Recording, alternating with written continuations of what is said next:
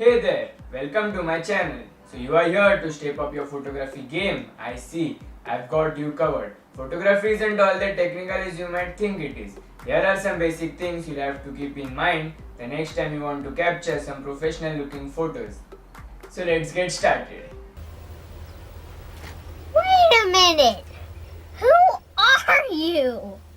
Oh, okay, wait. This is Atharva Karajkar, also known as the Nomadic Shutterbug.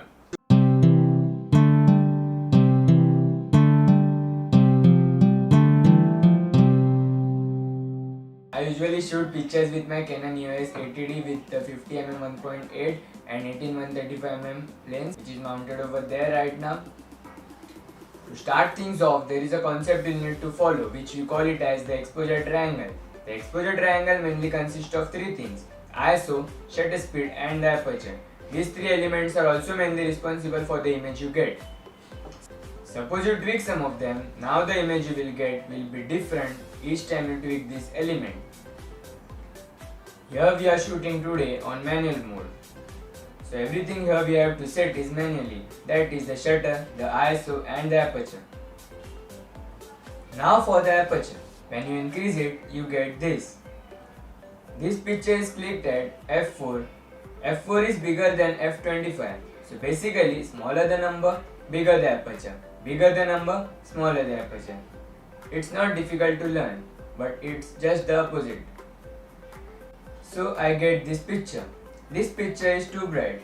Now I am going to decrease the aperture up to f16. So the image that is produced is darker. If we compare these two images, we can see the difference. So bigger aperture, more light. Smaller aperture, less light.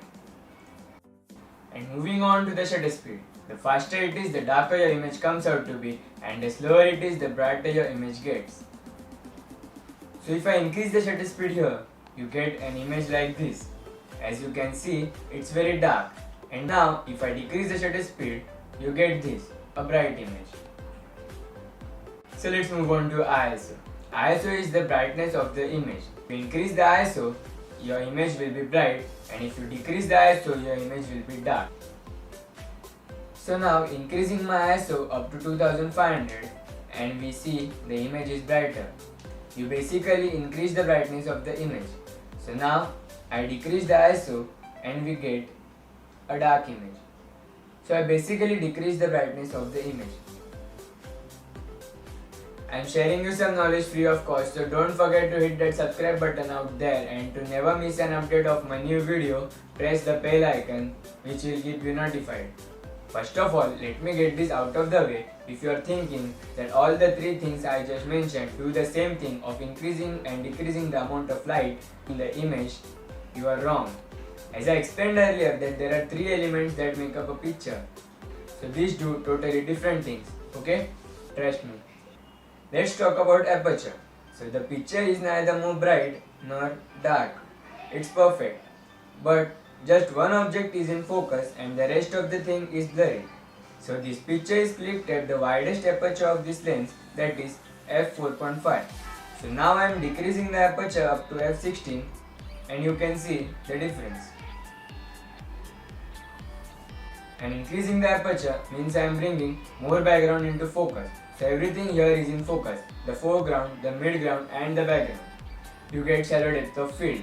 So if you want to click portraits or pictures of flowers or something in which you want to focus a particular object, you have to increase the aperture. Here are some examples.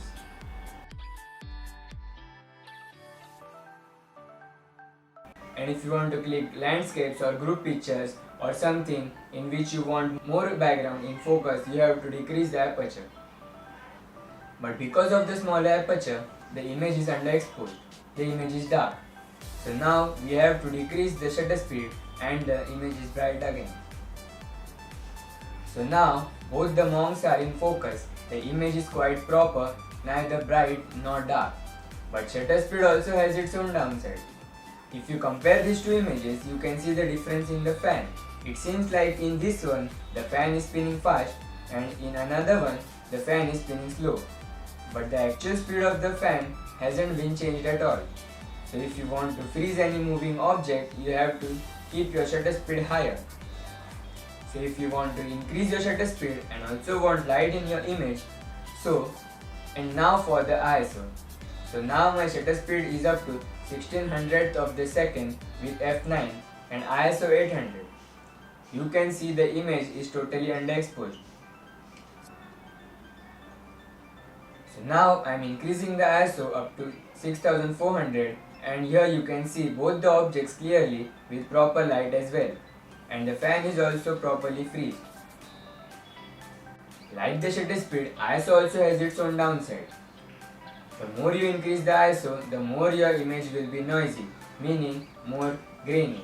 So try to keep your ISO as low as possible to ignore the grains in your image. First play with shutter and aperture and then move on to ISO. So it's up to you how you adjust your settings and capture that perfect shot for that perfect movement. If I click this picture on auto mode, so the camera decided to click this picture at shutter 1/40th of the second, f4 and ISO 100.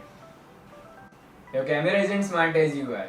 It gives you an image, but it's up to you how you see the image and how you want to capture it. So choose your settings wisely. So that's pretty much of it. Like I said in the beginning of the video, photography isn't such a complex thing at all.